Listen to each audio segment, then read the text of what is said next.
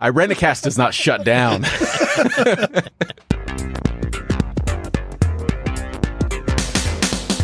Hello, everyone, and welcome. We are Irenicast. I'm Jeff. I'm Alan. I'm Bonnie. I'm Casey. This is Raj.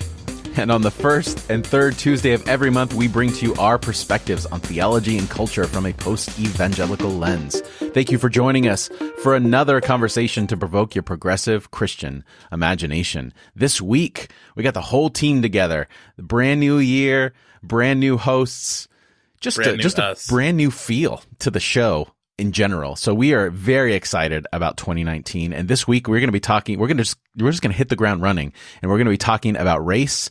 And for our segment, we have a brand new one called Over Under, which I'm very excited about. Raj proposed this idea. And not only did Raj propose the idea for the segment that we're going to do, also the conversation, and he's just going to be leading us in this conversation, which I think is appropriate. So Raj, I'm going to hand it over to you. Guide us. Mold us, shape us, challenge us, do your thing. Wow. Yeah, that's just a little short of creepy, Jeff. What did I sign up for? But no, thanks. The thought for this episode, having a conversation on race, is in honor of the Reverend Dr. Martin Luther King Jr. His work has inspired and challenged a nation and the world, and it covered a lot of things: just economics, anti-war, prison reform, but race was central. We as a nation have struggled with race, have perpetrated a great amount of evil, and we continue to struggle with it. Now, race and racism are two different things, but are obviously intertwined. And props to the Dream Team, the Dream Podcast team of Irenicast for taking on this topic, being willing to dive in, because this is an uncomfortable space. And that's part of Dr. King's challenge was, progress is not easy. It takes examination, reflection. And today we embrace that challenge and step into an uncomfortable space. So first question for the group: how do you define race? That's a long pause. Wow. just don't waste any time. Get right into it, Raj. I guess I'll be really vulnerable and just say how I think about it as a white person who grew up in a largely white town. And by largely, I mean like 80% up in the mountains, where people would say things like racism's not a problem anymore and dumb stuff like that. When I think about race, I think about two things at the same time. On the one hand, it's a it's a constructed thing. I think about like the eugenicists and stuff in our history who said that there are different classifications of human beings based on different markers and things like that.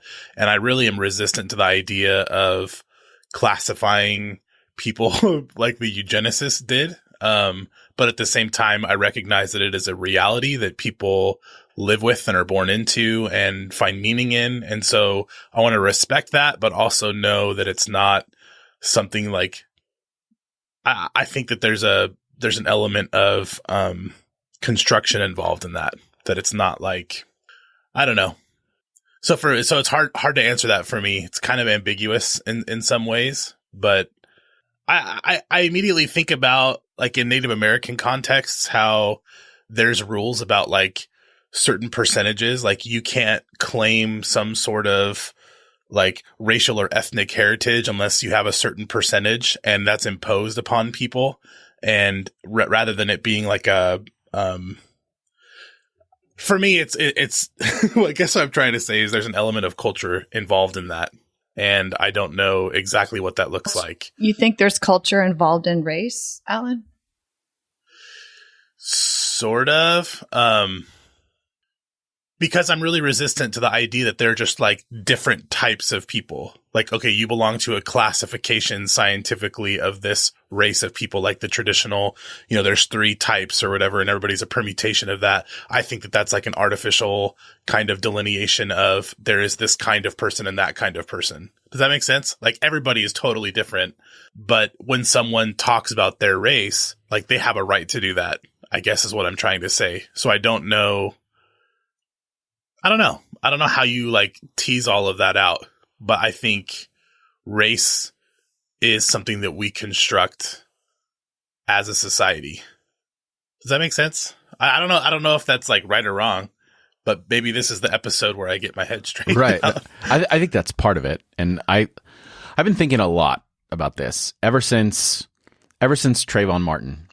It was a real eye opener for me personally, because I do think it's cultural, but partly cultural. But I think that also it's visual in the sense that we are tribal by our evolution or whatever. And there's obviously, we're looking at in the culture right now, there's a tendency to be hesitant of something that's different from us. And then when we are surrounded by a political system that fortifies, pun intended, fortifies and puts walls around that idea and then causes it to become a norm, then it's easier to be afraid of it or to react to it. It's also, for me, honestly, it's hypothetical. Like, I do not and have not experienced or understand what someone who is the victim of racism faces. So part of it also is there has to be a willingness on my part to accept someone's story and life for what it is, and let go of my need to understand, and let go of my need to kind of come up with the right formula or the right structure to be able to make it fit into my world. I have to, like, literally not literally, but figuratively in my heart, I have to let down my walls and be uncomfortable with that. And I think that race is a complex thing. And not only that, but it's also a time issue. It's a historical issue, is that I've had the privilege for the longest time to be able to say, like Alan was saying, race is in the past. Well, that was then and this is now, and there's no effect of it now, but I can't, that history has to inform the now.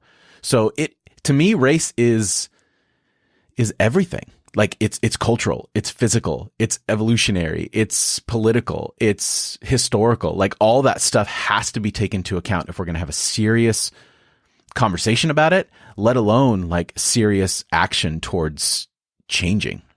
I think that helps clarify something before everyone else jumps in. Like, I just wanted to say that people who say, "Oh, it's racism," or "race is not an issue," oh, let's not bring up race, let's not talk about that. To me, that is doing violence against people. So when I say something's constructed, I'm not saying that in a negative way. Does that make sense? I think like most of our identity is constructed or given to us by our communities and all kinds of things. So I just remember all these Christian people being like, "Oh, this is not a race issue," and they'll put out articles and stuff, and they'll be like, "Don't make it a race issue," and that to me does violence toward human bodies. I really like Jeff saying, like, race is everything, especially in these times. Race is experiential, right? I mean, people, this is what they experience in their bodies. And I remember having conversations with friends, and a white friend of mine saying to one of my friends of color, like, I don't see color. Like, I don't see, I see beyond that. And I'll never forget my friend saying, "Then you don't see me." Like, and by that meaning, like, you don't see what I experience in my day-to-day life. Like, you haven't been on the journey that I've been on. And so, yeah, I think that race is everything. And I think especially in these times, as we talk about building walls, right? Walls, not just physical walls, but even walls around people's hearts. I mean, the reality is that, we see it happening everywhere. I agree with a lot of what everybody has said so far. I think it's really important in this conversation and in conversations about race in general that white people see themselves as having race. Right. And that's right. I think that absolutely, the journey to being able to identify as having a race, and my race in this country is white. And what does that mean? We talked about it's cultural. Well, does that mean that whiteness is cultural? It has culture? And yeah, it's called normal culture, right? That's how we've defined it. Honestly, that's exactly how we've defined it. Like, what's the cultural norm is white culture. Right. So I think of James Cone's the preface to his Theology on Black Liberation, where he talks about whiteness as ontological, right? Like, it's And like the reality is that like, it's not just the normative, it's what's formed everything in our culture in terms of the oppression. Like that's what systemic sin is. Like we can say, well, it's normative culture, but what does that even mean? Exactly. It means oppressing people of color. That's really what it is. Oppressing people of color and oppressing people of different religious traditions. Like that's what it is. I just had like a moment where I realized something. Maybe that's why people can't talk about things like white privilege, is because they haven't gone through the process of owning the fact that whiteness is even a thing. Exactly. And not just whiteness is a thing, but I am white. To say those words, I am white, in relationship to race and in relationship to all people, there's a whole journey that is involved in being able to come to that, I think, in a heart kind of way. I hear that whiteness is normative and ontological, but I also hear that race is socially constructed. So therefore, if we are going to do the work of deconstructing, dismantling, eradicating racism, then I think we have to like not affirm those ideas like whiteness is ontological. Though it's functioning now that in that way, it is a social construction that we're operating within. And we can socially deconstruct what has been socially constructed. At least that's, I hope so. I think that's the hope. Because whiteness obscures as much as it defines. And I've had that conversation in y'all's household, Bonnie and Raj, talking about how whiteness has but separated people from their own cultural and physical embodied family identities over the years. And that kind of reframed my brain a little bit, I think, for this conversation. So Raj, what about you? I feel like all of us, to a certain extent, are speaking from what we've read in books and heard from others. Like I loved what Casey said, is that race is experiential, and it's aside from the whiteness that we've been talking about. It's not my experience, and it never will be. So, as someone who has experienced that, what is your definition?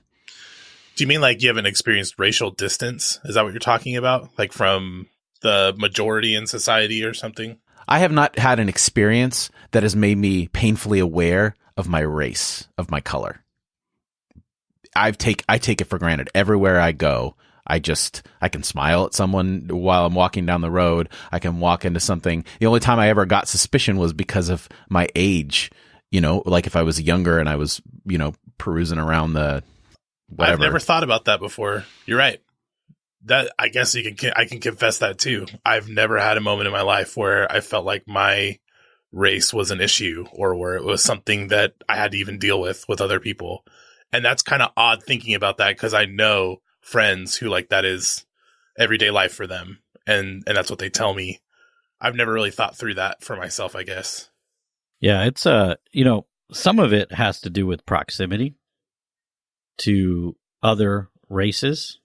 Yep, and, that's true. I've seen white people get a lot of grief just for being white, but that's in, communities or settings that are largely non-white, and there can be a lot of anti-white scorn amongst various minoritized groups. It doesn't often bleed out in various ways. I mean, you see it come out in comedy a lot. Yeah, I got made fun of for going to a camping trip where we like looked in each other's eyes and ate avocados and stuff, and basically wore our Snuggies in the forest. And that GIF where all the white family has their Snuggies and their coffee and they're all kind of dancing. That's like such an extreme form of whiteness, Alan. I'm just saying, I've been made fun of for doing white people things. That's true. In like a comedy sense, in a helpful. Even then, though, Raj, like you speak of that idea of like proximity and everything. I went to junior high and high school in white minority schools. So it was predominantly Hispanic and Asian. And even then, like, even though I was called the white boy or whatever, even then it's because I knew that was a microcosm of the rest of my life and what I saw on TV and as far as representation. So even in proximity from someone who experienced places where I was one of the only white people, not one of the only white people, but I was certainly in the minority. Even then, because of the overall culture, it's honestly like, I can't imagine comparing that experience to someone of color who can't stop that when they go into the store or when they go home or when they watch TV. No, that's not my intention at all by bringing that to the surface, because there is no comparison. It's not at all right. The same thing. I was just more clarifying for my own purposes. No, I appreciate that. But yeah, your life isn't in danger because you're white. I mean, that you want to bring it home. That's what it comes down to. But race, it is, it's such a complicated thing. And there's so many things about racial identity that I find beautiful. I think the human family being diverse and race can be a way to describe our collective diversities. The trouble comes when we start to put value on one type of identity over another type of identity, rather than seeing us all as, tiles in a mosaic that is beauty. And I think that's where, Jeff talked about tribalism. That's where we get into trouble over and over and over again. So, race is there. It is pervasive. There's no way around it. And that's why this conversation is attempting to deal with it. But you said we're getting into trouble over and over again.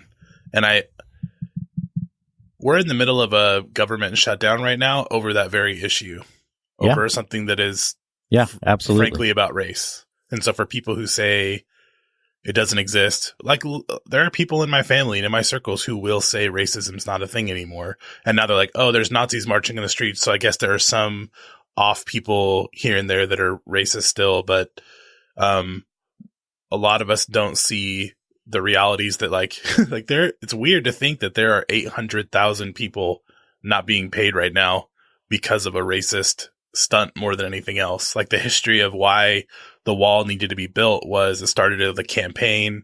It started with AIDS trying to keep Donald Trump on task to talk about immigration, because that played to a base that felt very racist, and it was able for him to be able to define his base over and against people who look differently and were differently than them. And so from that tiny little seed germinated this entire thing. So if it's something that can shut down a government and affect our national life historically, I mean, we're going to get to a point where, the government's never been shut down this long. It's probably more important than ever to talk about that. They're not just tiny little issues that pop up and affect. And I'm not saying tiny. I'm just saying that white people tend to talk about them as isolated events. And that's a really rough thing for our communal life. Yeah, I think the isolated event point, Alan, is a really valuable one. The recognition that it's part of the fabric of this country is racial subjugation, gender subjugation is huge. And it's difficult because this country can say, well, look at how much success we've gotten so quickly. So somehow it's just such a messed up national identity. And we've got a lot of atoning to do, I think, before we can really make progress. And that's another conversation, though. So I want to move us along a little bit, and before we move from that, I just the sense of tribalism and the reality of how complex this issue is. I begin to wonder about all of these like 23andMe and all these things that allow people to begin to look into their own history, and what they're willing to own or what they're willing to talk about from that. I mean, I'm Native, right? I am a part of the Chickasaw Nation. I get my voting ballot every year, but I present as a white man, right? A white man in the world. And so, trying to even navigate that, what does that mean? How do we talk about that? Or how do I talk about that in my family and in my life? So it is complex. Yeah, it's difficult. So we've already touched on this a little bit, but just for to sort of clarify and bring it into one one piece of the conversation is, how do you individually identify as in regards to race?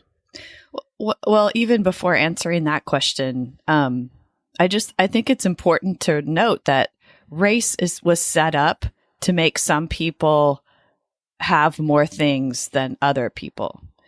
And so the whole construction of race is intended to make sure that people with whites, it's all based on physical characteristics. It's not really based on ethnic heritage. That's or right. background. That's exactly right. It's based on how you look, and then how, when you walk into the room, people see you. It's like, it's a connection between the two. And so I guess I'm just questioning the conversation. Like, I think we've come to a place where something that was set up to be really harmful and subjugating to certain groups of people based on physical characteristics that they walk around with. I heard somebody say, like, race is beautiful. And it is, like, and so I'm just wondering, like, how do we hold the tension between something that was set up to be so harmful and to keep us so separated and certain groups of people subjugated? Like, how are we in a moment of transforming that into recognizing part of our identities, our racial identities, as beautiful? Do we need different language to talk about these things? Or are we going on the other end, where we're going from just a different form of racism to hate and violence to fetishizing and, like, putting on a completely different level? So, like, I feel like we define racism as when people say, I'm not racist, well, because I'm not wearing a white hood and have a Confederate flag in my back. But like, we've had guests on the show that talk about, black women talking about people touching their hair and, like, all that stuff that goes into that from well-meaning, quote unquote progressives. Like, watch, I don't know if you've ever seen the HBO show Insecure, but the lead female character is a black woman, and she works in a very progressive nonprofit organization with a lot of other progressive white people, and really highlights those progressive racism from white people. And watch Get Out, like, this year, just in terms of entertainment and representation, was amazing. But all of those things, like, we have to broaden our definition of racism before we can even begin to imagine deconstructing it. Yeah, Insecure is like must-watch television. Absolutely, for progressive it's whites. so good. Absolutely. I'm insecure because I've never seen it right now. Well, get on Netflix, man. I think it's on Netflix. I think the book's coming out soon, Alan. Hey now. So let's skip over that one question, because I think we've actually covered a lot of that already. And so now I want to shift to white privilege, which came up earlier. What's your relationship to understanding of white privilege? Let's define privilege. Do you have a definition for that, Raj, that we're using? Is it like entitlement, unearned, just like perks? Perks. Sounds like it's a salary package, well. No, I just heard Joe Rogan say that white privilege is not the problem. The problem is that other people don't have access to that privilege. Like, the problem is not that some people have representation on the news. The problem is that other people don't. The problem is not that you don't you walk freely through the world. And I think what he said was problematic, but I think somewhere in there is, like, just a touch of truth in that what white people have, and this is my opinion, is something that other people should have. Like, so white privilege is the idea that when I turn on the TV, I see myself represented well. And other people, there are systematic reasons why they are not represented well. Also, for me, white privilege is saying, like, I don't have to represent all white people. Like, when there's a story about me or something happens about me, it's just me. Whereas when my family sees a black person do something, they say, okay, well, all black people are represented by that one individual. Does that make sense? So, like, white privilege for me is a lot of freedom. There's a lot of access to things that other people don't have. And the goal would be to deconstruct that so that people would share all of those cultural resources. So I appreciated where, like, Joe Rogan was kind of going with that. I would probably say white privilege is a problem and is something that needs to be broken down and then shared. It can't just be like, oh, everybody, let's just raise everybody to that level. Like there's necessarily a trade-off there. Yeah, in response to Joe Rogan's thing, access and opportunity are historic problems. Women, minorities have been locked out of opportunities. And on the flip side, when you start opening things up, then you have white men crying about we can't get jobs anymore. Our standing in the world is compromised. So it's like, so I hear what he's saying, and I think there's some interesting value in what he's saying. But on the flip side, I don't know. I don't know if he and others could handle it in the way they think they could. Because there is a real trade-off, is what you're saying. Like there is a rebalancing act. There has to be someone is going to lose out a little bit. Like white privilege necessarily defined as like, I have all these privileges because other people don't. I have less competition because of my skin and because of how I present. So if there's going to be equal representation, I am going to lose something, right? Yeah. I mean, a great illustration of this was the Olympics in Nazi Germany. Hitler thought this was going to be a showcase for white supremacy and a master race. And they got their asses kicked. Joe Rogan, whatever. Well, talk about white privilege poster boys. I mean, well, Bonnie asked a question and we kind of flew by it, but she was asking, well, what is privilege? One of my favorite definitions of privilege is, or in the construct of white privilege is, it's not that white people don't have problems. It's that your race isn't one of the reasons for your problems. Right. And the narrative I hear is that in a societal shift, your race increasingly becomes a problem. If you have programs where there's going to be increased access for some people, white people do get upset. It's not just the rich, powerful white people that get upset. It's also people who are poor, people who don't have a lot of resources, and they see what little privilege they have in their skin being taken away from them.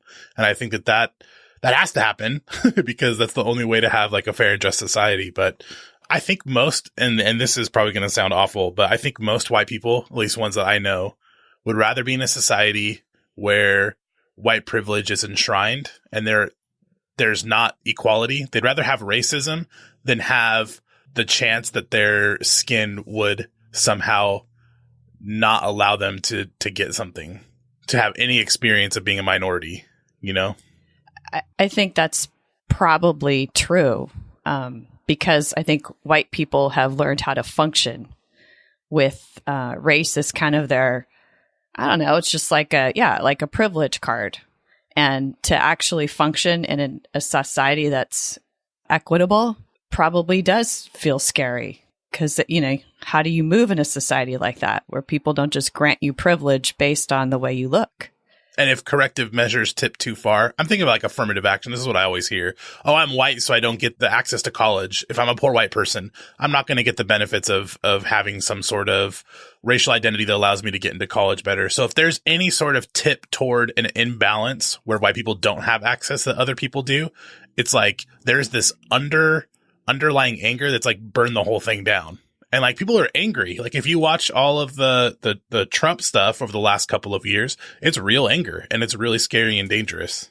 Yeah, it's scary and dangerous, but it's also like you can't tip it too far. Like, if you look at history, I mean, come on. I'm actually very much in favor of reparations. I'm in favor of the level of atonement that's necessary to heal the wounds. And I think, if we were to actually go through and figure out what would be just, how could we get to a place where everyone feels safe based on the way that they look, not just people who have white skin. We have a long ways to go. Like there's a lot of atoning to do, atoning to do for the sins of, in some cases, for the sins of our fathers and mothers and grandfathers and grandmothers and who knows how far back, So. And it's all still present with us. If you can inherit something from your grandparents, like I'm talking about money. If you can inherit money from your grandparents grew up in a generation where people of color couldn't even drink out of the same faucet they could.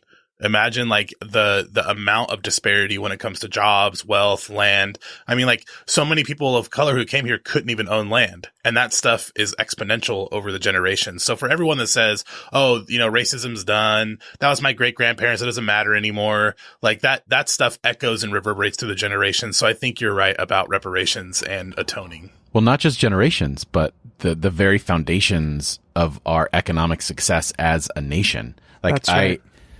And if we can't look at those systems that were built on that economic success, like literally on the backs of people of color, then we're not even close to beginning to solve the problems. This is going to sound funny, but like we talk about representation and stuff like that. And there's a commentator, writer. He was one of the writers for a recent show called Castle Rock on Hulu. Anyway, his name's Mark Bernard, and he has a podcast with Kevin Smith, who, you know, Kevin Smith, Clerks fame, and the podcast is called Fat Man Beyond. It's a comic book thing. Anyway, and they often talk about Batman and stuff like that. And we talk about representation where we have this amazing movie that came out. And if you haven't seen it, go see Spider-Man Into the Spider-Verse, of this important, like the very basis and message of that film being anyone can wear the mask, and representation of what having the Spider-Man mask mean and how it can be everyone and everything and stuff like that. And they got into a conversation about Batman and representation, and someone was saying that there was a rumor for a while that Idris Elba was going to be maybe considered for Batman. And Mark Bernard, the black man, argued that you can't. Batman's one of the few superheroes that has to be white. And the reason is because he's Bruce Wayne and he's tied to old money, and how that the economic and foundational things of that character and the privilege to be able to run around in a bat suit and be a vigilante and do all that kind of stuff. And it was just this really profound thing where on the surface you could say, well, that's racist. Batman can be whatever color he wants. But this overall understanding of the structure that built that character, it is foundationally white. And it's not a condemnation of race. It's a condemnation of the system that we have, that a character like that exists based off of old money and where that came from, and generations of wealth being accumulated from evil gain. That's so good. Preach. That is so, I love that. so good. Yeah, absolutely. That's a case study for people that say race is not a problem or doesn't That's fantastic, Jeff. Thank you. But also it's that just always keeping the structure in mind. When we use the word race, know that we are talking about a structure, and it's a powerful word that I think we often don't think about very carefully. Can I just say that I'm really excited that I got that kind of response talking about Batman? just gonna throw that out there. But my nerddom finally pays off on a podcast. Well, nerds rule. Hey, so I want to ask you all to take a bit of a look back to your formations in your church worlds.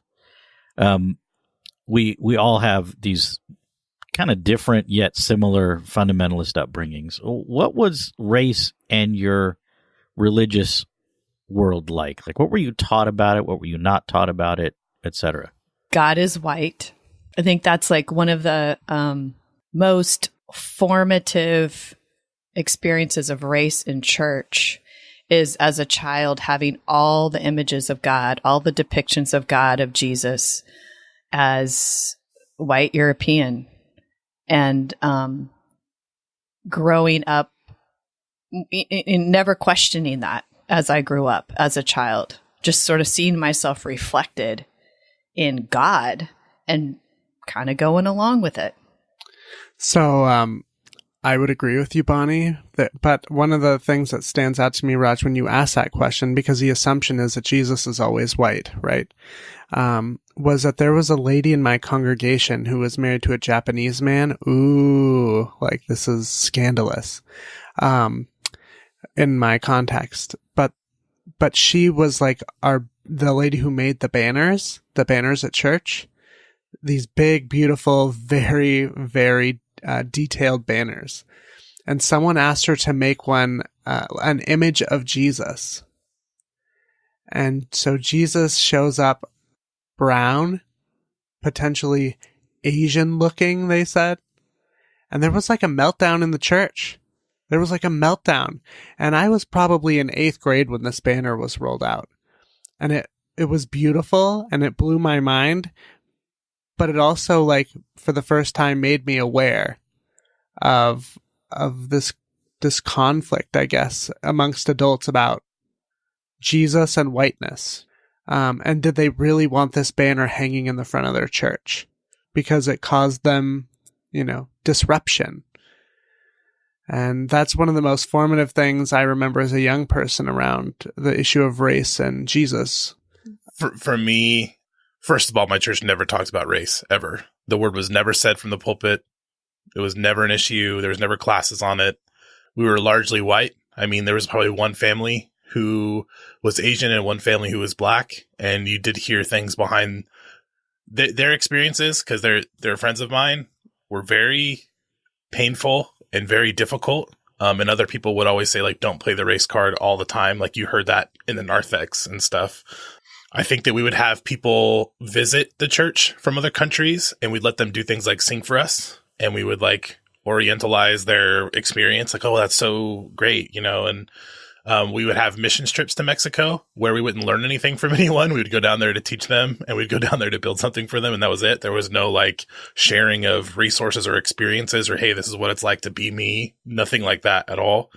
And I think I started to become aware of exporting Western values somewhere in, like, my senior year of high school, like recognizing, wow, we really hold up as heroes people who go to other countries and get them to wear jeans and shit, like stuff that's like something that makes them more like us. But I will say one thing. Outside of there being like a absolute zero, there was like almost a strict rule of not talking about race. That's how prevalent the unwritten rule was, is you do not mention race from the pulpit or up front at all. My mom used to facilitate, like, this is kind of cool. The really old people in our congregation who were like 80 plus, my mom would actually facilitate me going over to people's houses and, like, talking to them, maybe like fixing stuff for them, working on stuff for them when I was in elementary school and junior high, and just like, giving them companionship. I met someone in our church who was in a Japanese internment camp, and his story, to my knowledge, was never ever shared with the congregation. There's this person who had this extreme experience of being ripped away from their community, of their families being torn apart, going to an internment camp in our church, and that never was explored or talked about or brought to light. And I can't imagine what it would be like to be in that church, to never be able to talk about any of these realities because there was an explicit code of silence around all of it. For me, I mentioned at the beginning of this conversation, the Trayvon Martin. And I talked a little bit about this on our episode with Austin Channing Brown. But that moment in time reframed my entire history. Because to me, hearing the news story, it was obvious. Like, this is horrible. And when I put it out there and seeing the backlash I got from... Because I had gone through my theological deconstruction. I had gone through all that stuff, and I felt like I was on the other end of it. And I felt like I had come to a certain amount of, like, peace with my past, and I had a lot of people that I was still really close with. And then when I started being, because I'm usually not very vocal on my personal Facebook page, because I just share pictures of my daughters, and that's just not the place for me.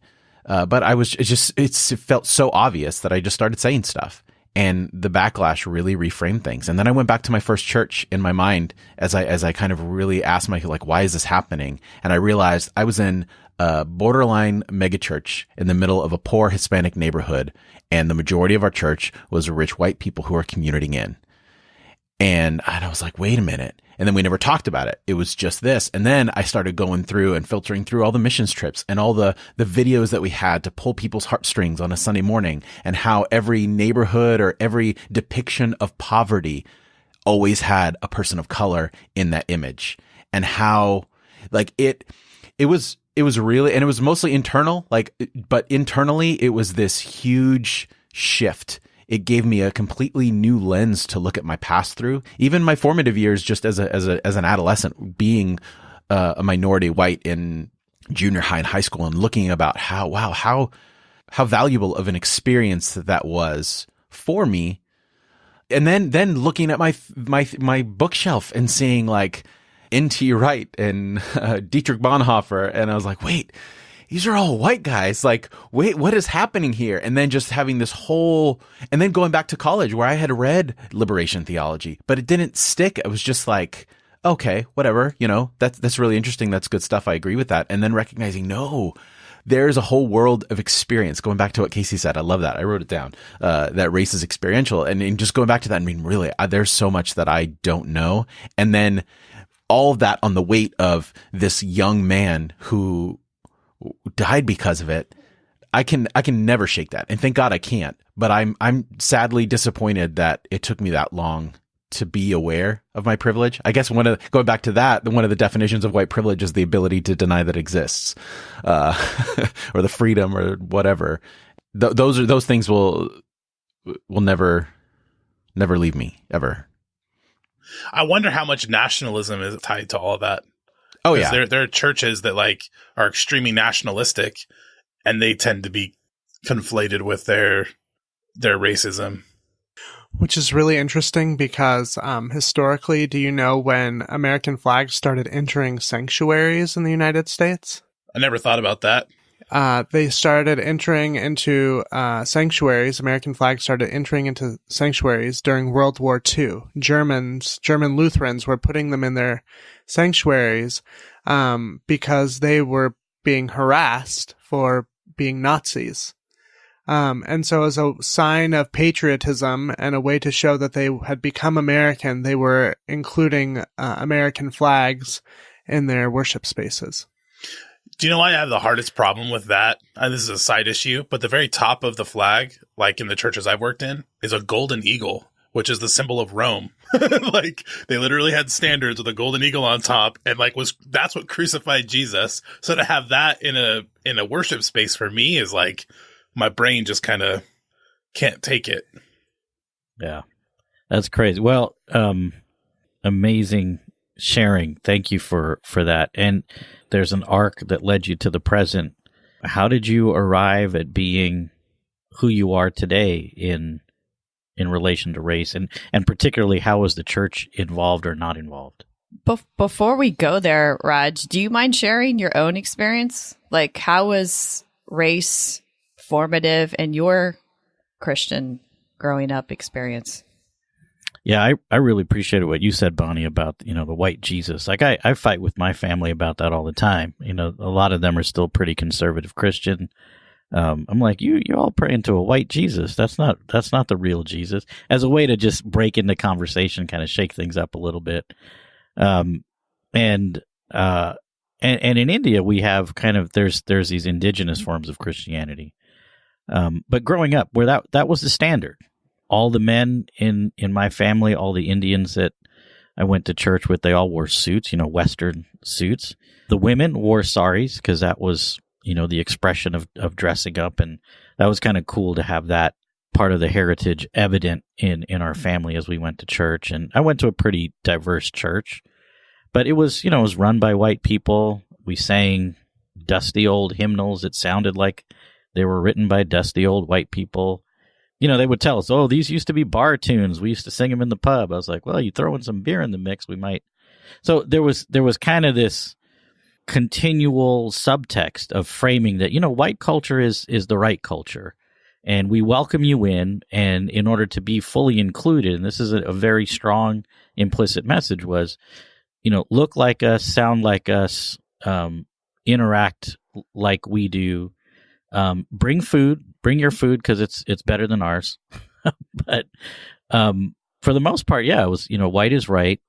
That was a big part of the messaging all the way around. And you go to Christian communities in India, and you will see a lot of those same kinds of things evident. But there's some change there. There's a reclaiming of a relationship with Jesus in a very Indian way in many communities, and that's exciting to me.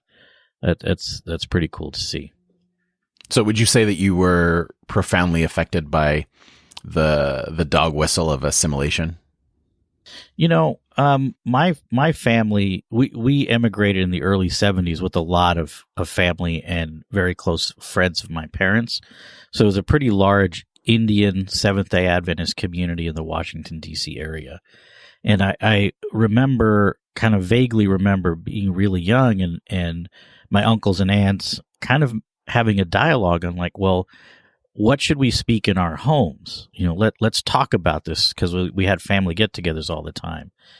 Some of the families chose to speak the native tongue. In my mother's side was Tamil at home. So my cousins that grew up in those homes are still very fluent in Tamil and English and whatever else they might have learned. And my parents were like, we're going to do English only. Partly because my dad's Telugu, so he speaks a different language than my mom, even though he knows Tamil. But partly because, I think my mom and dad really felt like mastery of the language and losing the accent would benefit us long term. And it's remarkable how so many people are like, oh, you have no accent. When they find out I wasn't born here, they're like, oh, this is blowing my mind. And so in a way, what my parents thought would work did work in a lot of ways, but I really miss the fact that I can't talk to people in Tamil or Telugu without a lot of herks and jerks, and so there's a loss there. I think my journey started, Raj, actually going to India. When I was in high school, I had the opportunity, when I was a part of an evangelical group, to do mission work there, right? We were going there to save souls and notice a caste system, right? That's a big thing. And the eye opener for me was what I walked away with was the caste system in our own country. Like, racism was a very real thing here. And so that was the first thing I think that opened my eyes, was us white people going to India to save people from this demonic, whatever, Hindu culture, and tell them about the freedom of Christ, and they no longer had to live in a caste system, that they were all equal in Christ. And yet most of the people in that on that trip were kids from the South, white kids from the South, who couldn't see that Christ hadn't saved people of color in our own country. We weren't proclaiming that. We weren't proclaiming liberation and freedom from our own system, right? So I think that's where the journey started for me, especially growing up in California in the Central Valley with lots of my closest friends as a kid being kids of color. And so I didn't have, I mean, obviously I have hangups, but being with those kids made it very apparent that a lot of their issues weren't mine. And then just moving through college, living in Seattle, and then finding liberation theology. And that was, I think, the biggest thing. It was like the biggest thing was finding liberation theology and coming out. Because although like I said, I pass as a white person, but the reality is, being gay, I get to experience a lot of that sort of homophobia is a powerful tool, and it's used all the time.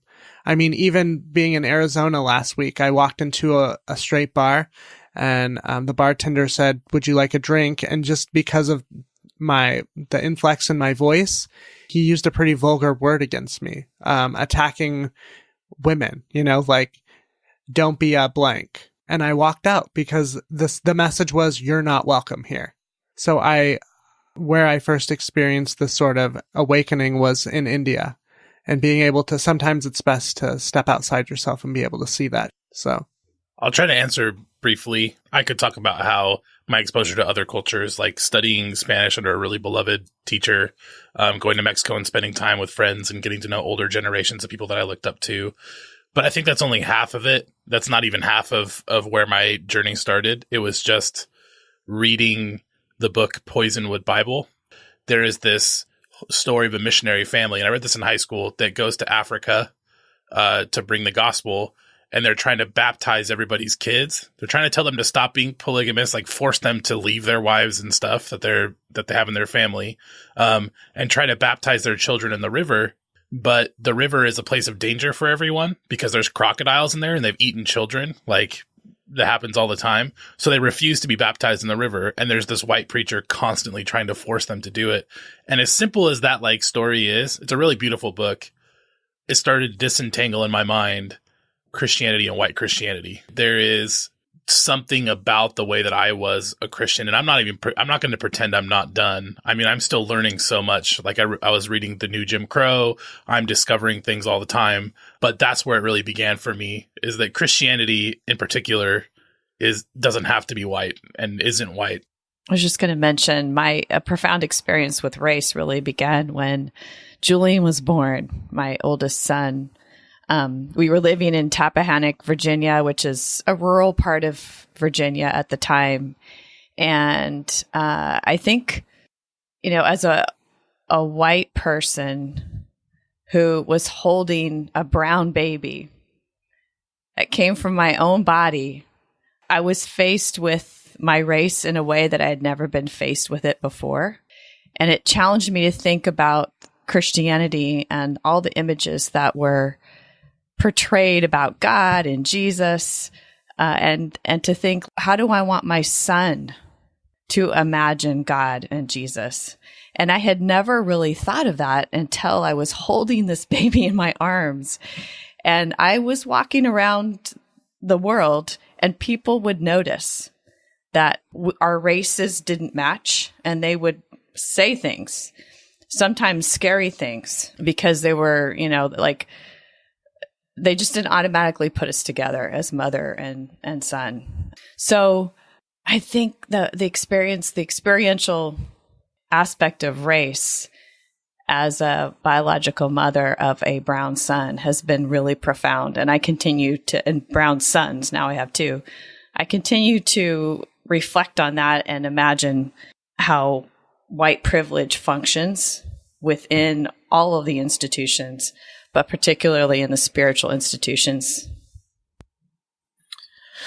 So, last question is, how do you see your role in the work towards racial justice? I'll just quick, listen to people who aren't white and speak with authority to those that are. I mean, that's just a simple answer. Same. Yeah. Learning for me and speaking and holding people accountable that are from my contexts. I think calling for atonement. Well, thanks, family. This was an amazing conversation, and appreciate your vulnerability and your honesty, and gives me great, great hope to be in relationship with you. Thank you, Raj. Yeah, thank you. That was good. Thanks, Raj. For those of you listening, let us know what you think. Add your voice to this particular conversation by commenting in the show notes at irenicast.com/134. Also in the show notes, you'll find all the links to the things that we discussed and other ways that you can follow, and contact the show. That's irenicast.com/134. On the other side of the music, we're going to, take a break from the heaviness, man. And we are going to play a game that I am very excited about, that Raj introduced in our conversation for coming up to this. So I think it's going to be good. This is a little bit of a word association, immediate kind of response thing. So on the other side of the music, over under.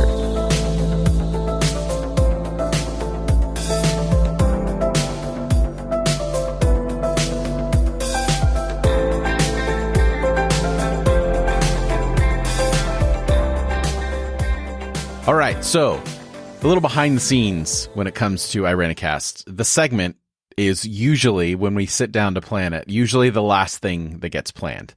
For a lot of different reasons. We have a lot of segments that happen, and we're always trying to come up with new segments, mainly because this is this is not a visual medium. So we have a lot of great ideas, and then we stop and we realize, oh, how do you do that when no one can see you? I think top 3 favorite vegetables was still the best we've ever done. I'm sure you do.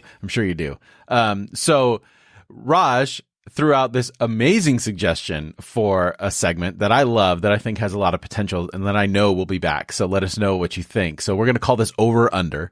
And Raj, why are we calling it Over Under? What's happening here? So I'm going to throw out a thing, and you're going to scream out overrated, underrated, and then defend yourself on why you think that. All right. As the editor of this show, I want to make one suggestion. Don't scream. Don't scream and peak your audio. And then number 2, let's let's have some order to this so that we're not speaking over all of each other and all that kind of stuff. So just to make my workload a little less. So let's let's do that. You ready for the first one? I'm Yes. ready. All right. Avocado toast. Appropriately rated. Oh. So millennial. I was a vegan for a little while, and getting avocado toast with some tomatoes on top and then some Santa Maria seasoning. I know Jeff knows what that is. Oh, yeah. I don't even know what's in Santa Maria seasoning. I know, like, Basically, salt. it's salt, pepper, and garlic salt, or So like garlic powder, depending upon how you put it together. But So it's doing delicious. that, like right before going to the gym, it's the best thing in the world. I must confess, Raj, I've never had avocado toast, but I feel like now I have to. So I'll let you know if it's overrated or underrated. Paying for it is overrated. Making it at home. Yeah, you're right. I am also gonna go overrated just because it's so overhyped. Not that I don't love it. Like I do it. I think it's the best with like a poached egg and let that delicious yolk. It's good. It's really good, and I love it. But it's not the end all be all. There's amazing other things that you can do. So yes, totally overrated. Totally overrated. I say appropriately rated because it is rated pretty damn high in our culture. Apparently. Exactly. I don't even know if it can get rated any higher. So it's not. Right. It's 2. And it's like $10. Oh my gosh. So I'm just going to do it at home and then Yeah, I'll text totally. you, Raj, and let you know. You can It's go pay toast $20 and though, if you want to. avocado. Yeah. It's, Well, and I'm going to get that good. egg. I'm going to put that egg on. Oh, there. yeah, That's definitely. I have a Definitely. suggestion. So this is a challenge to all of us now that we're going to do Food. it. We are all going to make avocado toast, and then we are going to post it to our Instagram account. And then everyone Deal. could get a taste of how we prepare our avocado toast. And then we'll just add to the hype since, Hey, why my not? resolution was to get serious about toast this year, so this is really happening. Only you would have a Fantastic. toast And resolution. then we can invite people to rate it. Like, who's the Yeah. best? That's right. I can't wait to show you mine. It's on. avocado It's on. toast. I'll show you mine if you show me yours. How did we go to a conversation on race to like the whitest thing? Like, I don't- Just comfort Raj. zone, right? Comfort zone. All right, next one. Jerry Seinfeld. Underrated. So underrated. I mean, overrated. I'm sorry. Let me back up. Overrated. Jerry Seinfeld, overrated. Not funny. I'm gonna say underrated because the new generation doesn't appreciate who he is. They're like, "Oh, that's the guy from the B movie," and I'm like, "Oh my god." I'm going to say as a person, overrated. The show, appropriately rated. I think he's become somewhat of a comedic curmudgeon where he has a bit of like an idea on how it's supposed to be and has become a little bit of a comedic dictator in terms of what's right and what's wrong. But I think he was always like that, right? Didn't his show always start up with him doing a little bit of stand-up? But I think his show was more like but the stand-up was not like dictating what comedy should be. It was his brand of His comedy whole that show. he was just displaying his brand of comedy. Now I think that he's imposing on what comedy is good and what comedy is bad. Maybe his character leaked out into his real life because his character, you're right, Casey, was throughout the show, he's dictating what is funny and what's not to other people. And he's like responding to people like, "Hey, this is not funny," or "Hey, like, isn't it funny that happened?" And like that was the shtick. Arrogance. That's what I always took arrogance away from. I loved it though. I feel like the show is. But I always took it in an appropriately ironic rated. way. And Right. And like the difference between him and Larry David is that I guess Jerry Seinfeld would do it in a way that he would be the straight man, so it would come off like arrogance, where Larry David would do it in a self-deprecating way. And the character of Jerry Seinfeld was never self-deprecating, which I think was a flaw, but was covered because the rest of the cast did it. But I feel like it was great. But as a for the person, show. I think it's come out that he's not willing to admit that he's wrong. So I guess, Casey, you have a point there in terms of maybe it's just But, real life it's imitating the art. Between Larry David and Jerry Seinfeld, on the Seinfeld show, he shared a lot of the comedic space with other really great actors and storylines, etc. You watch Curb Your Enthusiasm, and it's all about Larry David. Self-deprecating, yes, but he's the center of attention all the time. I don't know. I might prefer Curb Your Enthusiasm over Seinfeld, but I agree with you Okay. on that. But Yeah, I'll throw my opinion in there. I think I'm with you, Jeff. I think he's, rated well as a performer, but as a person, I don't know. He's just not a nice guy. The comedians in cars getting coffee. I watch it for the guests, but it reveals a little more about who he is as a person. I'm kind of like, I'm a little disappointed. But I have no relationship with Jerry Seinfeld. I have no idea, but I could rate this conversation about Jerry Seinfeld. Can we move on? Yes. Next, yeah. Titanic, the movie.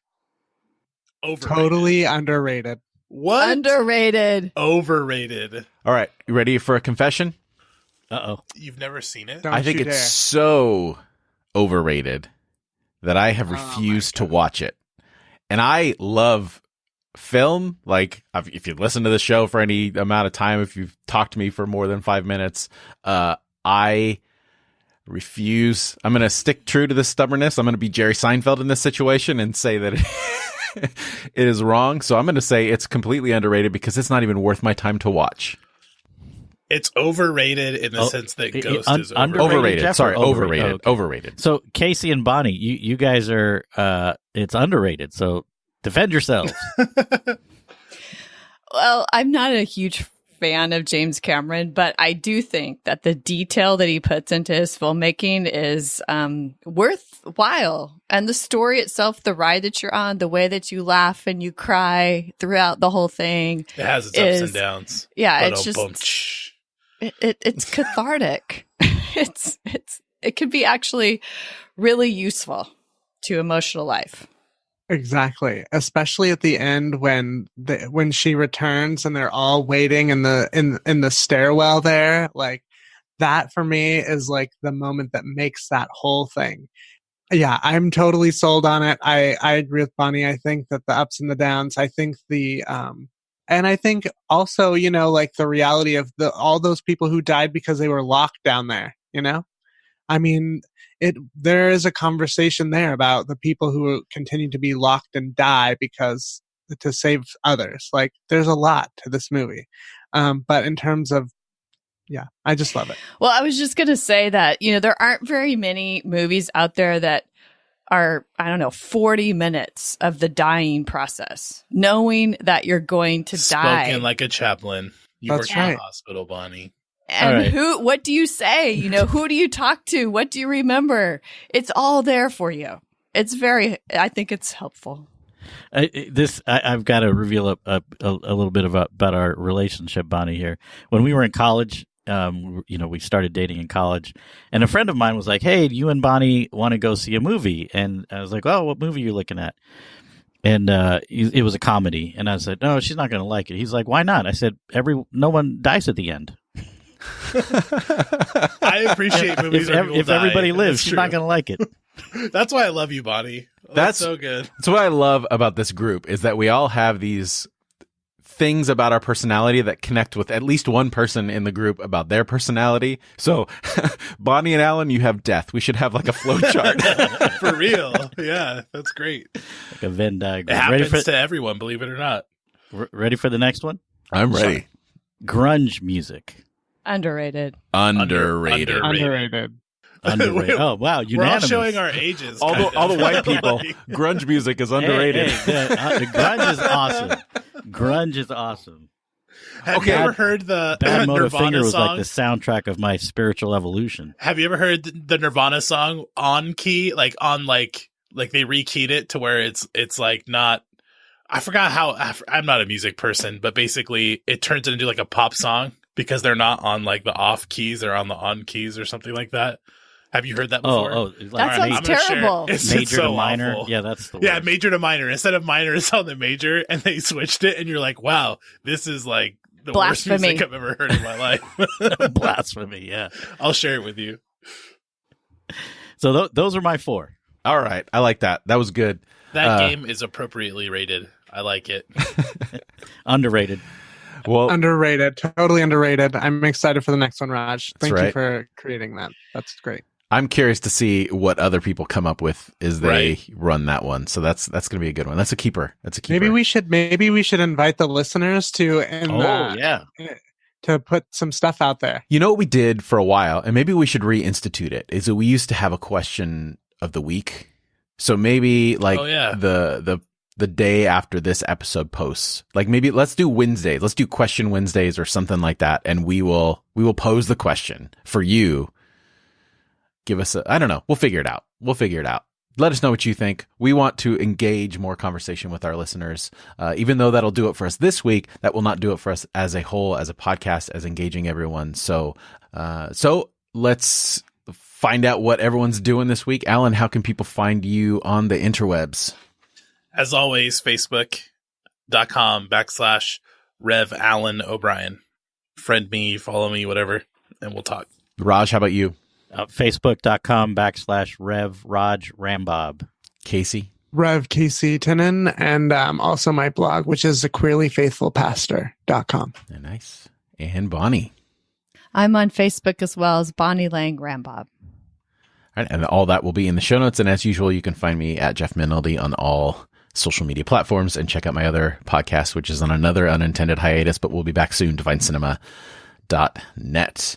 As for Irenicast, don't forget to subscribe to the show and never miss an episode. We're available on all major podcasting platforms: Apple Podcasts, Spotify, Stitcher, Google Podcasts, and many more. And while you're there, if your platform allows it, leave us a rating and or review. We're always looking for more and more ways to hear from you.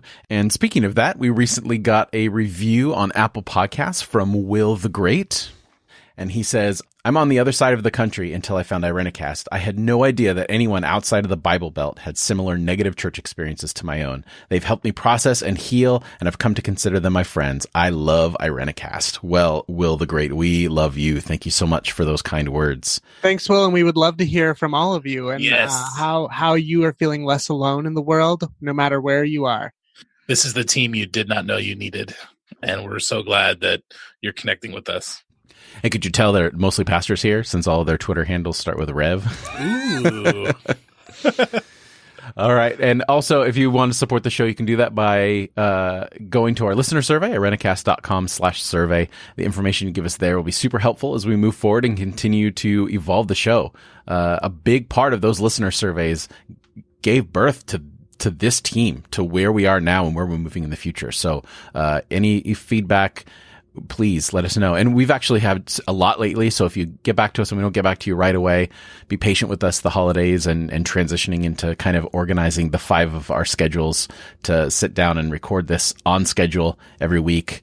Or every other week is going to, it's going to be difficult and it's going to take our time. So we're all working full time in other areas, but we're committed to this and we love it. And Irenicast has yet to miss a post date. We have gotten an episode when we say we're going to get an episode every time so far, and we are committed to doing that forward. So your government lets you down, but we do not. That's right. No. Irenicast is not shut down. We have open borders and hardworking politicians. Wow. Yes. So for this week, I'm Jeff. I'm Alan. I'm Bonnie. I'm Casey. This is Raj. Thanks for joining the conversation. Peace.